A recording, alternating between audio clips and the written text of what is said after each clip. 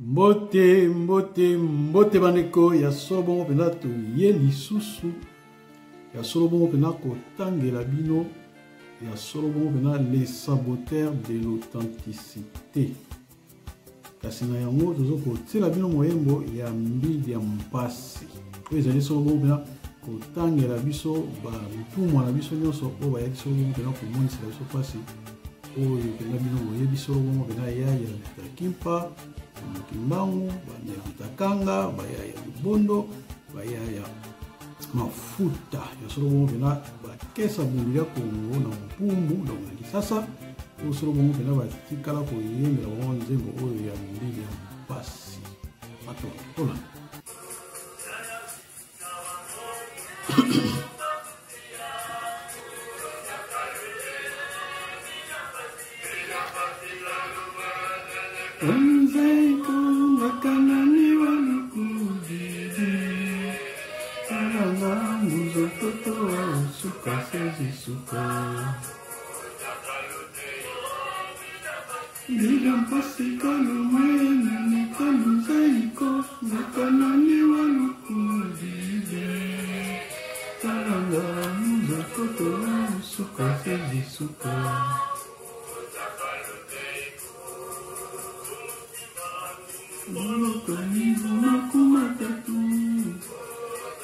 solo bongo pena mbangu asala mvula tuku misato na boloko mpasika lumwene na kaluzaiko kanani walukudide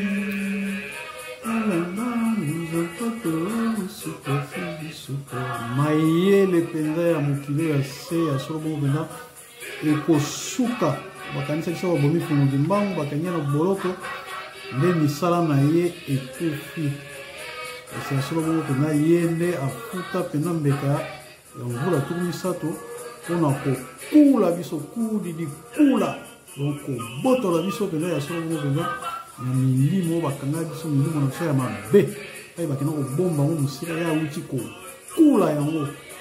kula na gikongo elekisi na monoko bamindele babi arraché kobotola yango esika bakanga yango na biso oyo totelemi solo bongo pena mpona kotalisa bino makambo oyo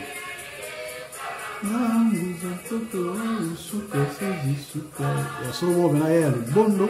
oyo bakangaka solo bongo pena na kuluze babomai na kuluze na mbanza Kongo bato mingi bayebaka wana te solo bongo pena yaya wana batiaka ye babakaka ye na kuluze nde babakaka fumu yisu babaka ye ndenge wana na kuluze na mbanza Kongo batiaka ye solo bongo pena liboso ya eglize ya mindele bazo kotala ye ndenge bazo koboma ye na kuluze yaya Lubongo na mbanza Kongo susu balobi na biso yaya Vita Kimpa onake baboma ye na moto bayokwa kotia ndenge batumba ye ya vita na biso solo tona bongo na mboka ya Divilulu kuna na mbanza Kongo yango balobi ke mayele na bango ekosuka kaka se kosuka po boyebi ngunza kaza nani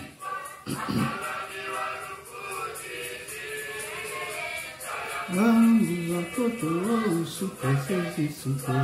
ngunza kanzeiko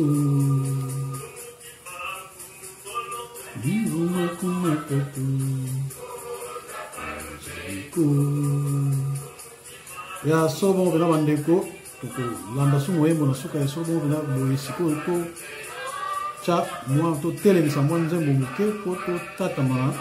na ndanda na biso ya lelo donc bolimbisi nzembo ya kitoko kasi solo bongo totema moke mbote bandeko ya solo bongo pena tosili koyoka moyembo na biso pena ya mbidi ya mpasi mbidi elakisi mabe pasi elakisi pasi ngai tozoloba pasi kasi mbidi donc elakisi ya mingi pasi ya mingi koleka pasi ya mingi koleka mbidi ya mpasi ya solo bongo pena bandeko tozo kotanga kaka ya solo bongo les saboteurs de l'authenticité saboteurs de l'authenticité. Les saboteurs de l'authenticité. Ya solo bongo mbaleleki tosukaki na totangaki ya solo bongo kapo na biso ya mine oyo babina monoko lopoto chapitre na monoko lopoto ya minei kasi biso na likongo tobengi kapo tiangi ya solo bongo pena totangaki sauvegarder sa culture kobatela solo bongo pena bokoko bwa yo tanina losansolo ako na likongo ya solo bongo pena totangaki ili tokomaki solo bongo pena na mokanda ya zomi na mwambe esika wapi tosukaki solo bongo mpenza na eteni oyo balobaki na biso la religion d'état tosukaki bongo mpenza solo mpenza na molongo oyo balobi ce sont les hommes et les dieux qui font l'histoire mais les hommes n'ont que l'avant-dernier mot car ce sont les dieux qui ont les derniers mots à dire.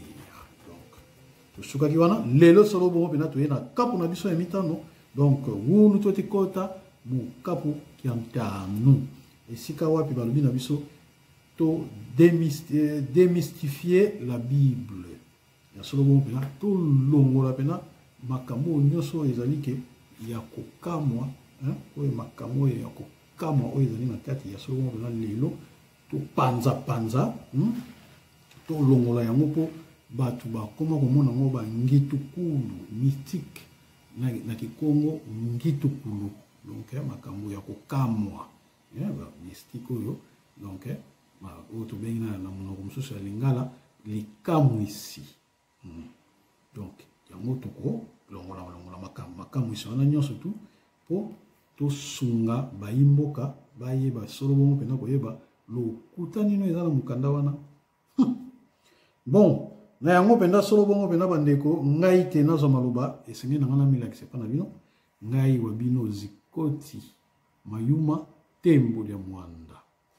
mama na ngai zo misolo bongo na ituka ya bwende tata na ngai zo misolo bongo penda na ituka ya kindamba yango na ngana nazali bwende kindamba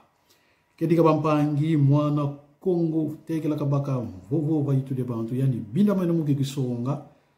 idina mono imwe bwende kindamba matondo. Démystifier la Bible. Pour amener l'homme négro-africain à abandonner sa culture et à se convertir à la religion du colonisateur, l'Église coloniale s'est mise à enseigner que, donc voilà, toujours koto solo, ou babengi,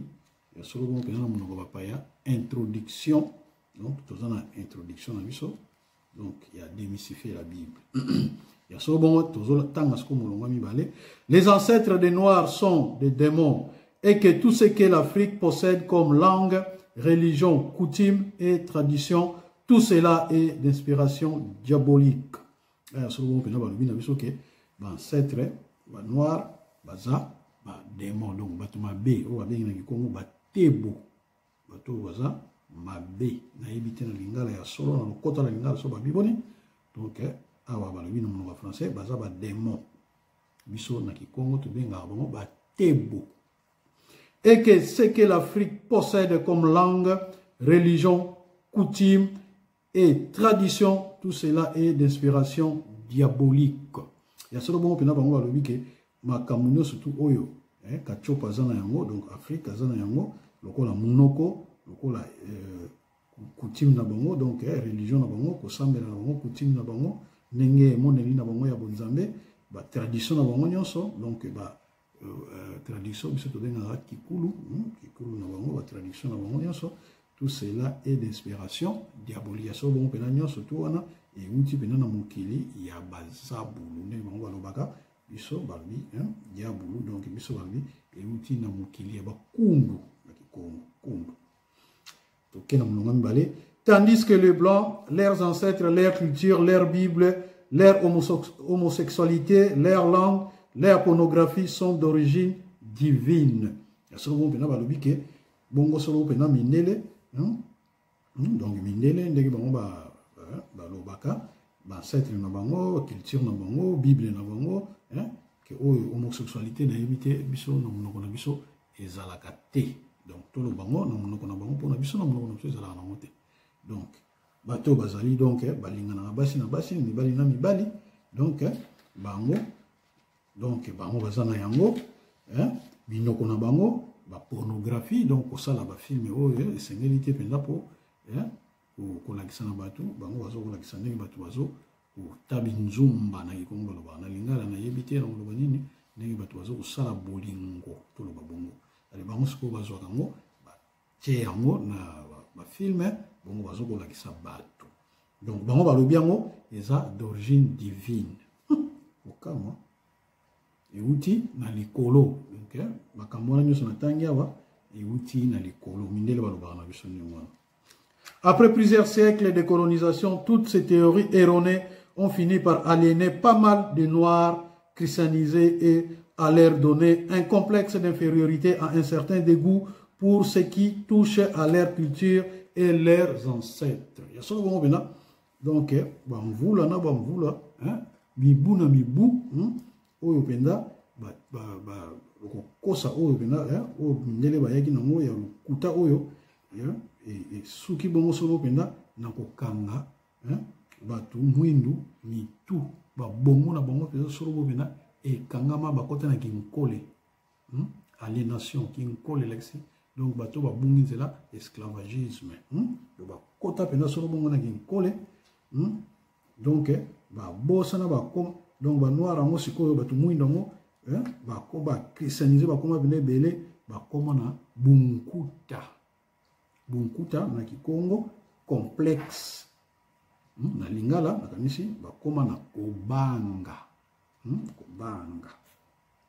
est un certain dégoût pour tout ce qui touche à leur culture et leurs ancêtres. Ya solo bo pena bakoma ko boa kisa o etali solo bo pena ba koko na bango bo koko ba bango pi na ba koko na bango ya solo bo ba ndeko lelo na landi bana moko basalaka masano oyo tobengi maboke malandi bango na video moko lelo babengi bango bazaba mapasa babengi bango viali na viane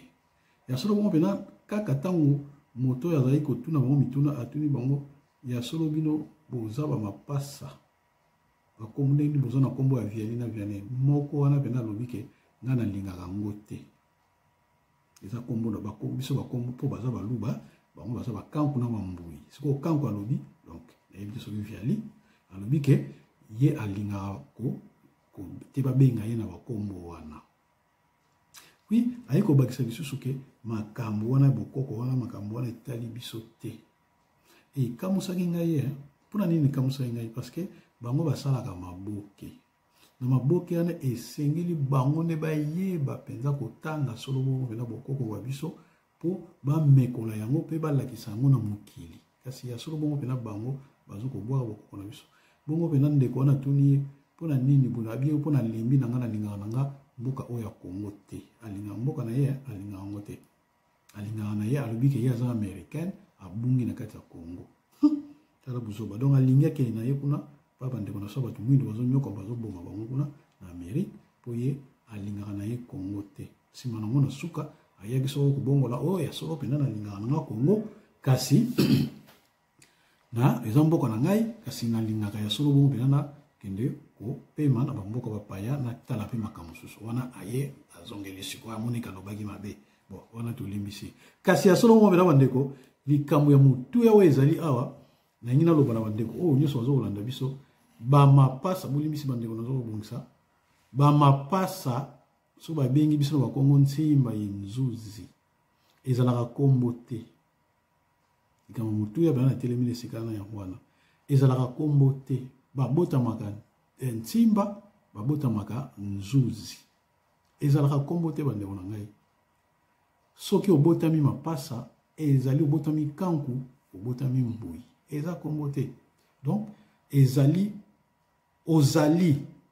kanku ozali mbui soki na kikongo ozali nsimba ozali nzuzi donc mbui na kangu bazalaka yango ezalaka kombo te olinga te oza yango. Donc soto ke na bandeko na biso na est kuna bango babengi bango ba omba na shako bazalaka bazali eza kombo te limbisi solo mpona bandeko na fongola mwana atikaki fongola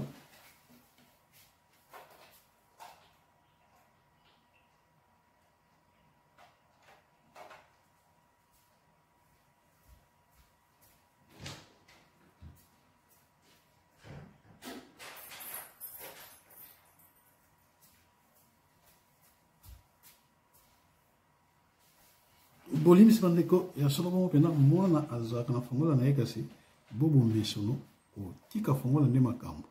to sala ko boni ezali kaka solo bongo pena bizali na biso to kota bana ko bokola bongo ko ndima makambo na bongo nyonso.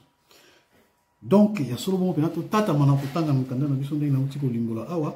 ya solo bongo pena mapasa babota makanyango ombana shako kan mbuina kanku simba na nzuzi babota makango bazalaka yango. Donc, il y a un limbo là. Ce soir, on kepo, honteux d'eux-mêmes, certains noirs qui s'anisaient ont commencé à se gratter la peau avec des lambis pour tenter de blanchir, mais en vain. Ils ont accepté les mépris de leur langue maternelle et se sont abîmés dans l'art d'imiter même la façon de rire, de plairer, de blanc, mais en vain. Ils ont tout fait pour tenter de copier les matières de blanc, croyant ainsi se faire accepter d'eux. Malgré cela, le racisme occidental et l'apartheid demeurent toujours. Ils ont accepté de perdre leurs terres et la lune qu'on leur avait promis reste inaccessible. Ya solo bongo bena bandeko tangi awa bena ndenge bena batu mili bakoma ko mekola bena mindele ko bwaka bena minoko na bango babotya mina yango ko bebisa ya solo bongo bena poso na bango ko linga ko tia penda ambi ambi ezalaka nini sabuni moko ezalaka kala bazali ko pakola solo bongo bena pona ko balula poso ya solo bongo bena batu ya biso ya kala babo mari banani bazali ko salela ngo mingi po poso mo ikoma motane bakoma lokola mindele ya solo bongo pena bango solo bongo pena batikaki kosa kasi babongo na pete elobeli ya mindele maka na koseka ezaka ya solo bango bakoma pe kotala kolanda mindele ne baseka kokama kasi ya solo bongo pena batikala kolonga yango te babungi do bandimi babungisa tana mabele na bango mais ya solo bongo pena oyo bango bilaka o pesaka bango etikala pe batikala pe ozwa yango te. Pauvre nègre les voilà sombrer dans le vide. Oui, toutes ces vaines tentatives d'essayer d'effacer sa propre culture et d'imiter le blanc ont conduit les christianisés dans l'impasse, dans le vide où il se débat actuellement complètement déboussolé. Ya solo bongo pena bango bazali so bongo ko bunda bezomema bango na nzela moko te impasse donc eux ezalaka nzela esuka moyen obima epai mosusu eza te ya solo bongo pena bango bakoma pena sikoyo pena bakomi pena na nzela ya malamu moko eza te babunga solo pena nzela bakoma donc complètement donc bazoye basusu nzela kokende te déboussole bayebi susu ke orientation na bango eza nini donc nzela kolanda ezali nini bazala solo bongo pena. Pour sauver ces noirs et les récupérer, il faut démystifier la Bible et briser toute théorie erronée de l'Église coloniale. Alors, petit à petit, les noirs aliénés se libéreront et seront prêts à reconsidérer leur passé culturel avec l'intérêt à s'engager sur le chemin de la spécificité culturelle négro-africaine. Aye penza koya penza mavoemba nkosi donc aye ko voemba vraiment nkosi za lauka nkosi za lauka ezali ba lion oyo ba bunga oyo ba simba oyo penza ya solo ba koma maboma ndenge batu ne so ba noiro ba christianisé ba koma maboma yango na pena longia kone makanda ne mavwemba mukosi aye pena solo bongo ko amate bango amateur des lions amater les lions donc vwemba mukosi donc amater les lions bongo na ba cirque bato basala ba lion boyana ba vwemba ba mukosi ce qu'on est mona c'est misiko aye siko na makambo wana yango tozotandela bino les saboteurs de l'authenticité po to vwemba bino boya solo bongo pena bozonga na nzela bokoko bwa biso. Pour nous tata mana sikoto koti pena na mama likambu poto démystifier to longola makamu seigneur soyeza na kati ya bible wana bakomela bino donc to tanga nzela liboso mutini kantete to tanga les désordres dans la Bible. L'église coloniale enseigne que la Bible est la parole de Dieu car ceux qui avaient écrit ces livres l'avaient écrit sous la dictée du Saint-Esprit. Mais lorsque nous lisons la Bible, nous y trouvons des fautes graves qui sont telles que tout homme normal ne peut pas les attribuer à Dieu. Voici un exemple. Donc, l'église coloniale, donc catholique, protestant, tout ça, confort, tangisaki biso Bible, tangisaki bato ba Bible, balobi ke ezali pena solo bongo ba mukanda oyo ezali pena dicté na Saint-Esprit. Solo bongo malobeza na kata Bible na euteki na molimo mosantu. Mona pena donc yango donc to mona donc longa Congo azoloba awake amona pena ke ba faute moko ba mbebeza pena kuna ya mutuya tel que donc mutu oyo aza normal oyo pena aza bobungi te oyo bakanga kange ba visi boye te ndenge babunga mitu te ye pena omona pena ke non mukanda oyo eza pena donc tokopesa tokoloba te ke maloba oyo euti pena epai ya Nzambe donc totala ndakisa. Voici un exemple totala ndakisa. Un jour Jésus était près de la ville de Jéricho avec ses disciples. Il rencontra un aveugle ou deux aveugles. Solo bongo pena mukolo moko Yesu azalaki pena pembeni ya ville ya Jéricho kina ba disciple na ye bakutanaki solo bongo pena na ba yango wana pena solo bongo pena bandeko tozali kokamwa lolenge makambo oyo ekomami ndenge nini esika mosusu bazalaki moko ndenge nini esika mosusu bazalaki mibale mutuna. Des aveugles sont-ils égaux à un aveugle?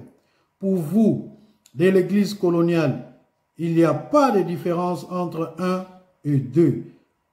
entre le verbe sortir et le verbe entrer. Solo bongo pena batuni solo bongo pena est-ce que na bino bato oyo bozo komona bozo kotanga pena makambo wana est-ce que ya solo bongo pena aveugle bazalaki ndenge moko mibale na moko mutuna batuni bino bato ya église coloniale bino bato kotanga mukanda wana bomona pena bokabwani wana te na moko na mibale pona bino ezaka ndenge moko et puis balobina so verbe kokota na kobima ngikongo abenga ngo mpanga kokota ye mpanga uvaika. Donc ayebite na lingala lokota la lingala so belo mama ndenge nini kasi na Kikongo la verbe na Kikongo ezali mpanga sortir donc ezali kobima donc entrer eza kokota mpanga donc kuvaika na kukota ezokamwisa biso qui a fait écrire toutes ces fautes abominables dans la Bible?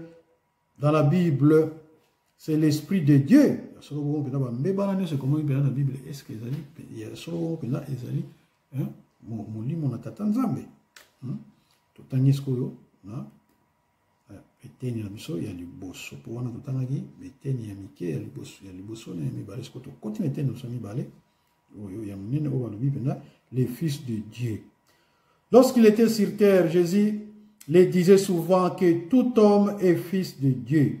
C'est comme cela qu'il dit à ceux qui le cherchaient au cimetière que mon Père est votre Père, mon Dieu est votre Dieu. Après la mort de Jésus, Paul déforme son enseignement et commence à prêcher que Dieu a un seul fils qui est Jésus. Donc, le fils de Dieu, donc moi na yanzambe. Tant ya solo pena azalaki ana mukili ya se, donc Yesu tant azalaki ana mukili ya se azalaki koloba ke donc mutu nyonso azali mwana na Nzambe. Donc azalaki pena koloba bongo ya mwana, donc bakendaki pena alobaki pena bongo ya solo pena bakoto bazali kolanda kokende koluke na cimetière na Malita. Azali koloba na bango ke tata na ngai azali pe tata na bino, mon père est votre père, mon Dieu est votre Dieu. Nzambe na ngai azali pe nzambe na bino, tata na ngai azali tata na bino. Mais ya solo bongo pena ntango ye na nsima liwa na ye, donc Paul abungisi pena malongi nyonso ofumu Yesu ayaka nango, akomi koloba, akomi kosakola koteya bato ke lié à un seul fils. Ya solo bongo pena Yesu azaka na mwana moko oyo abengi solo pena kombo Jésus. Kokama ekomami na Matthieu ya liboso bongo na ndambo ya moko tina misato. Yena de solo mu hébreu, ya solo bongo pena komama na hébreu na bosani komami na hébreu mulongo ya liboso na eteni ya moko tina misato. Yena de solo mu Matthieu mu tini ya ntete mu munzila ya ntete mu tini ya mosi na te tato. Entre l'enseignement de Paul qui s'oppose à l'enseignement de Jésus, lesquels nous devons suivre. Tunimutuna na matea ya malongi ya Paul na malongi ya Yesu, donc toko landasko ya nani. Pourquoi le Saint-Esprit qui guidait Paul ne l'amena-t-il pas à dire la même chose que le Saint-Esprit qui guidait Jésus-Christ? Combien de Saint-Esprit y a-t-il en fait? Ya solo bongo pena pona nini molimo oyo ya solo bongo pena ezali kotambusa Paul te yango kaka moko ezali kotambusa Yesu. Bongo sikoyo molimo mosantu ezali ya solo bongo penza boni. Êtes-vous vraiment sûr que c'est le Saint-Esprit qui est responsable de toutes ces contradictions? Ya solo bongo pena bongo minyo so eza na kati mo mi tuna mo ba mvola ngani to benga na Kongo ezali bana na kati ya makambo oyo. Est-ce que ezali pena solo bongo pena esprit saint muzaza pena mukolo nango? Totangi na nzela ya misato esika balobi les morts sont vivants. Lorsqu'il était prêt à mourir, Jésus dit aux bandits qui étaient crucifiés avec lui, aujourd'hui tu seras avec moi au paradis. Jésus ne dit pas que quand tu mourras, tu deviendras poussière de la terre, mais que le jour du jugement dernier, je te ressusciterai et j'entrerai, s'il vous plaît, j'entrerai avec toi au paradis. Non, Jésus dit ceci, aujourd'hui tu seras avec moi au paradis. Ya solo bongo pena Yesu, tango akoma pena pena kokufa, ya solo bongo pena ye ayebisaki bato mobulu bazaki pembeni na ye, o bazaki na kuluzu na ye, eso bongo ke lelo okozala na ngai na mpemba kalunga. Paradis na Kikongo ezali mpemba kalunga na Kikongo. Mpemba kalunga, paradis. Donc alobaki na bango bokozala na ngai na mpemba kalunga. Jésus ne dit pas alobite ke tango okokufa, tango okoma putulu, okoma putulu eza bongo te. Donc okoma putulu mabele eza bongo te. Abi na epete kendo na mukolo ya suka tango okozonga ya solo bongo pena na okokot solo bongo pena tango okozonga na mokili nde ya solo bongo pena okokota na mpemba kalunga na paradis. Non, Jésus no makanda le mona semi, non, Jésus dit ceci, Yesu alobi ya solo bongo pena boye lelo Yesu alobaki lelo okozala na ngai na mpemba kalunga na paradis. Après la mort de Jésus, Paul déforma son enseignement et commença à prêcher que les morts sont comme les gens endormis. Ils ne savent rien jusqu'à ce que Jésus viendra les ressusciter des morts les jours du jugement. Donc, na sima ya liwa ya fumu Yesu, Paul ya solo bongo pena abongoli pena mateya to malongi ya fumu Yesu ya komi solo bongo pena koloba ke non ba toyo ba kufi bazana bango kaka ya kolala. Ba yebi na bango eloko te ti mukolo oyo fumu Yesu ozonga kola musa bango na liwa na ozongisa bango na bomoi mpe esika wana akosambisa bango ekomami na moko ya Thessalonicien na molongo ya mine kotanga bongo eteni ya zomi na misato ti na zomi na sambo ina dia songa na mo Thessalonicien ya ntete munzila ya tinikia kumi yetatu na te ye kumi yensambo dia. Ainsi ici aussi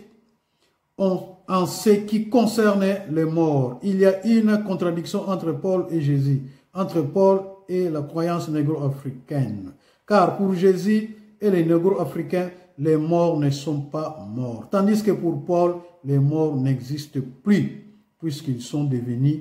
poussière de la terre. Ya solo bongo penda awa lisusu bongo toza penda na makambo moko penda ya liwa oetali makambo liwa donc na na mbongo na penda munene na koyeba te solo bongo penda esika nini penda entre Paul na Jésus baza na koyokana te ya makasi contradiction makasi entre ya solo na kondima ya Paul pe na kondima ya Africain parce que pour nini passe pote Yesu na biso ba Africain ba négro africain ya solo bongo penda toyebi ete batu bakufa kate kasi pona Paul ya solo bongo penda batu bakufi bazalaka lisusu te po bazongaka na mabele eza kokama po biso na Yesu na biso tondimaka ke molimo ya mutu ekufaka te kasi nzoto nde mutu ekufaka esika kabwani makasi eza pena Paul na Yesu na biso ba Africain donc biso ba Africain bayindo toza ndenge moko na Yesu kasi bango bato bayana mukando oyo baza ndenge moko na biso sikoyo bato oyo bato muindo oyo batanga makambo sikoyo bango baza na eteni nini tozo koyeba te bango bazali wapi bon to tanga lisusu po toyebi ke nelongi akongo ne makandala ne mwanda nseni yependa akendaka na mozino likambo toboyi tokota totyaba mpilipili na bamungwa tosenge na biso totanga lisusu malamu pota mosusu okomona eyano eza kuna na suka molongo. Parlant de Lazare et de l'homme riche, Jésus disait, Lazare mourut, est-il fut porté par les anges dans les seins du père d'Abraham. Les riches mourut aussi, est-il fut enseveli dans les séjours des morts. Il leva les yeux et tandis qu'il était en proie au tourment, il vit loin d'Abraham et Lazare dans son sein. Il s'écria, Père Abraham, aie pitié de moi, envoie Lazare pour qu'il trempe le bout de son doigt dans Joseph. Ange Gabriel et pas Joseph. C'est bien Yahvé, le Dieu d'Israël, qui l'envoya enfin qu'il puisse venir donner à Joseph le nom qu'il faut donner à l'enfant. Quel est ce nom? Réponse. Matthieu dit que l'ange Gabriel vint dire que l'enfant s'appellera Jésus. Tiens. Tiens, ce n'est plus Emmanuel. Maintenant c'est Jésus. Or, durant toute sa vie, Jésus n'a jamais été appelé Emmanuel. Il y a donc une confusion de prophéties ici.